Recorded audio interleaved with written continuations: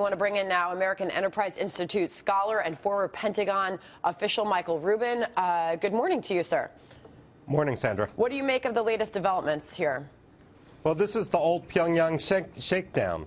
Whenever they feel short of cash, they have some sort of provocation, and they're used to being rewarded for that provocation.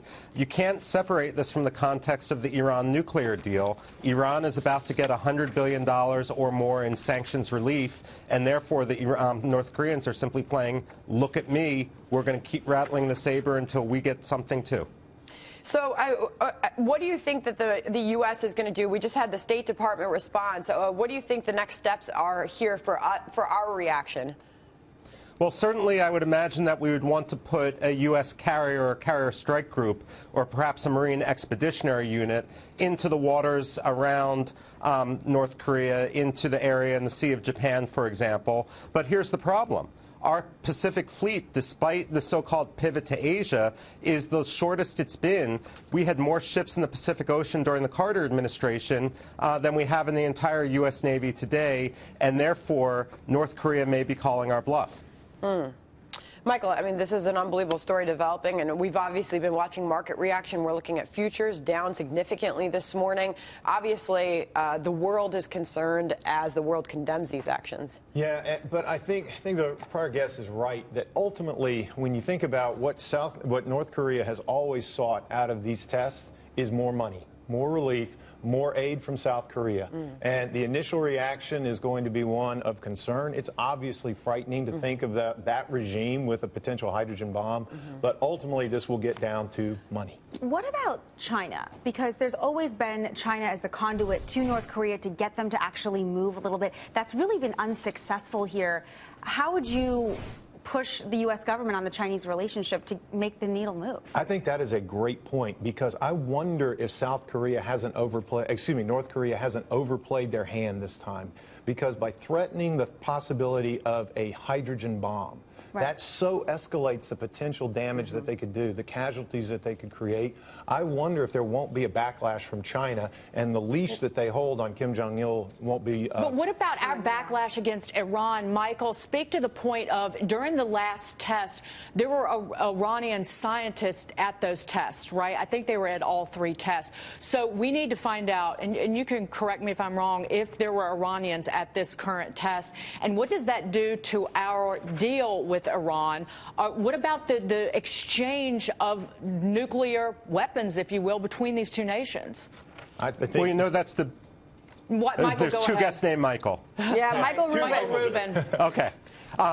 It's one of the biggest loopholes of this nuclear deal, in that we were compartmentalizing, so we're only looking at Iranian activity inside Iran. That's where the inspectors will look, and put aside the fact that the Revolutionary Guard refuses to allow the inspectors into any military sites. But Iran, I don't know whether they're at the current nuclear test. The North Koreans have certainly been in Iran as well, but Iran can simply offshore its work in Pyongyang, and there's nothing we can do about it. It is a big gaping loophole. And the irony here, of course, is that we've had some of the same negotiators, both with the 1994 negotiations with North Korea and the most recent negotiations with Iran. What would you like to see the American response to this be from the Pentagon and from the White House and the State Department?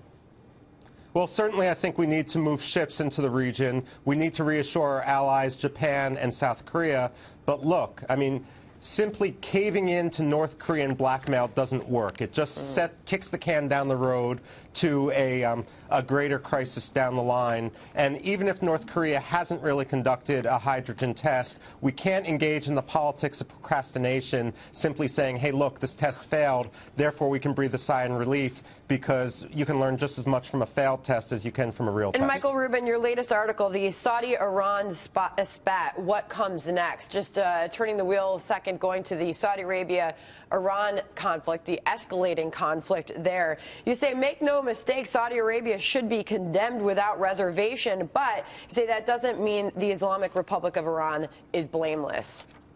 Well, we have really two countries, and if I may, two odious regimes, one an ally, one an adversary, who seem to be engaged in a breakneck competition to see who can best throw fuel on the fire. But the fact of the matter is, while I don't think South Korea should have, I don't think Saudi Arabia should have executed Sheikh Nimr al-Nimr, you can't start burning embassies. It's not just the Saudi embassy. It's not just the American embassy in Tehran. It's the French embassy has been attacked over the years, the British embassy, the German embassy, the Danish embassy. Until you stand up and say this isn't the way you conduct diplomacy, Iran is literally going to get away with murder. And my biggest fear, of course, is that this will exacerbate a proxy conflict which could spill out of the Middle East. Remember, Iran tried to kill the Saudi ambassador in Washington, D.C. a few years ago.